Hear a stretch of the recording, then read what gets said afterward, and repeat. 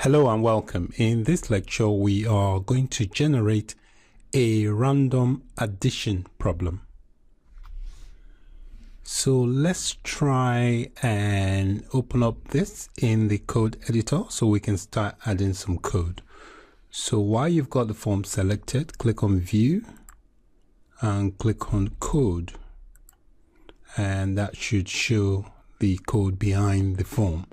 So what we're going to do, we are going to, at the end of this lecture, we're going to make it possible for the addition problems to be generated randomly when the start button is clicked.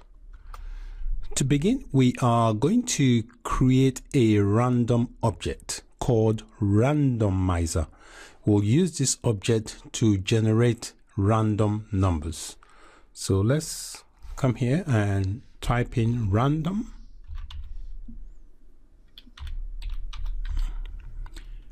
and next to it we give it a name, randomizer.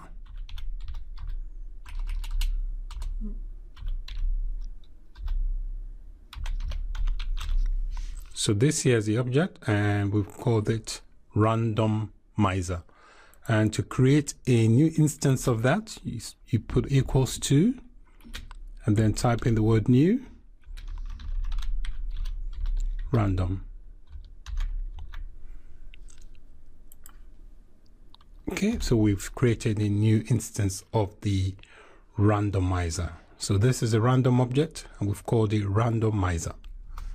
The next thing we're going to do, we're going to create two variables. They're going to be integers that we will use to store the numbers, the random numbers for the addition problems.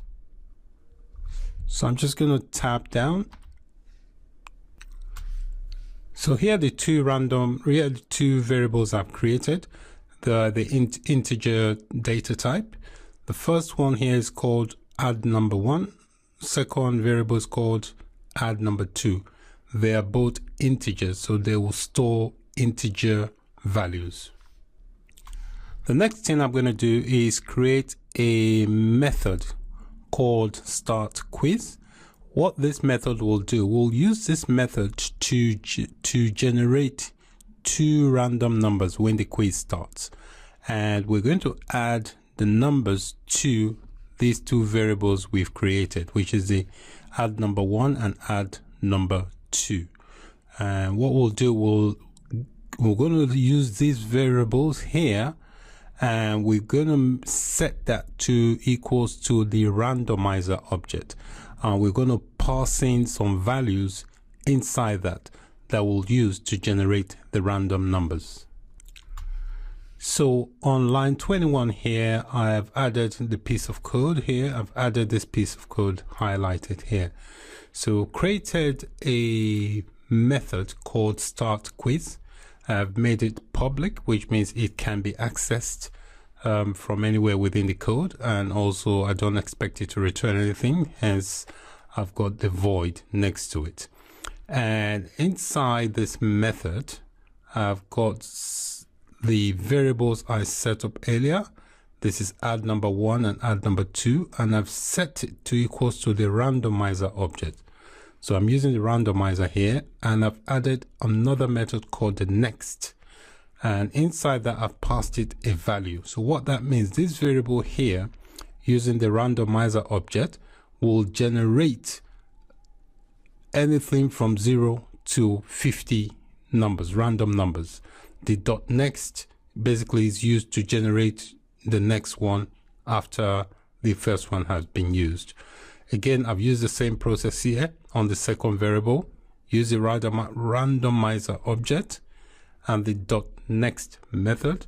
The .next basically indicates the next number to be used, and I've passed it a value of 51.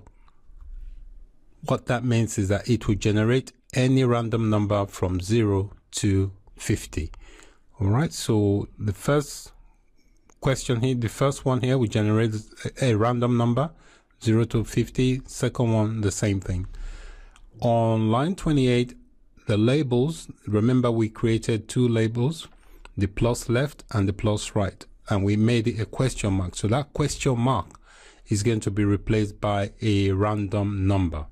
So this is why we're using the plus left label here, and we've put the dot text here, which means it's a text, but we have to convert it. All right, we are using this, we're converting this variable here using the dot to string method.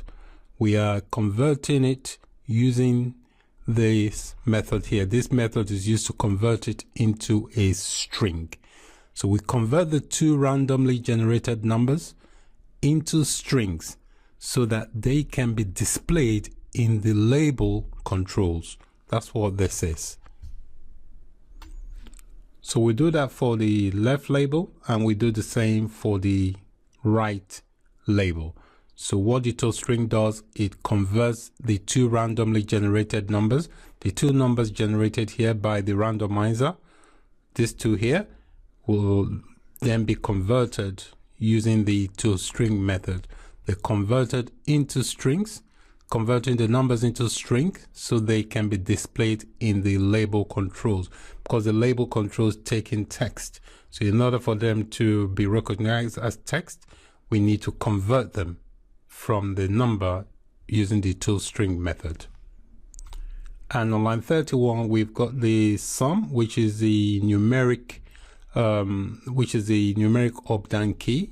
So we've set it to a value of 0 because we don't want any, we want it to be 0 before the quiz starts. So when the quiz starts, then that value can change when the numbers have been summed up. So let's save what we've done so far and go back into our form. This time I want to click on the start because we've created a method called start. We've created this method called start quiz. We need to find a way to call it from the quiz. So double click on this. So once you double click, you get the start button. In here, we're going to insert some code that we'll use to initiate the start quiz method. So for the start button, I've added 2 lines of code here. I've added the start quiz method, which was the method we created earlier. So I'm calling that method from here, from that start button. And also the start button, I've enabled it.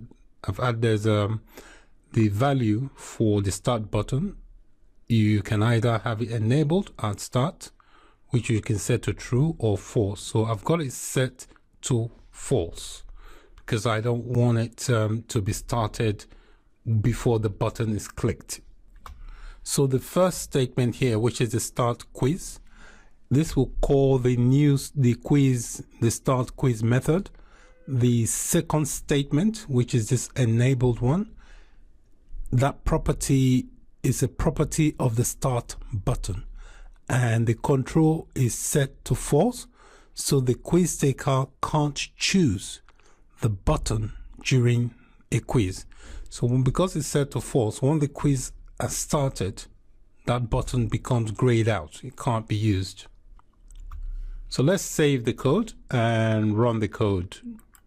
All saved. Let's click on start and test it out. Okay, so this is our quiz. If I click on the start button, I expect a randomly generated number to appear in place of this question mark and this question mark. Excellent. All right, so we've not implemented the timer yet. So we've achieved what we set out to do in this lecture. We've generated a random addition number. So we're going to do the same for subtraction, multiplication, and division in subsequent lectures. Thanks so much for watching. Take care and bye for now.